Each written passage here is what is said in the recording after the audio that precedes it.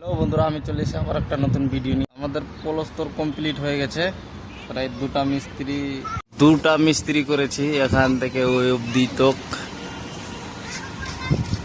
সব কমপ্লিট আছে। কালকে এখান থেকে ওখান অবধি করেছি, কালকে এইটুকুই করেছি। এইভাবে ফেলে চলে গিয়েছে লেবার, আজকে এইটুকুই আছে। এটাই করলে কমপ্লিট হয়ে যাবে। কাজই ভাবছে না, ভাড়া করতে হচ্ছে। হাইডে আবার ভাড়া করা হচ্ছে। এখান থেকে এখান অব্দি হাত আসছিল, এখান থেকে এখান অব্দি হাত আসছিল না, তার জন্য ভাড়া করা হচ্ছিল। জমগুলা ছুটাই তারপরে পলস্তর করতে বলছে মাকান মালিকটা। জল উপর থেকে জল পরে পরে এইগুলা জং হয়েছিল, অনেক দিন থেকে বিল্ডিংটা জল পড়ছে।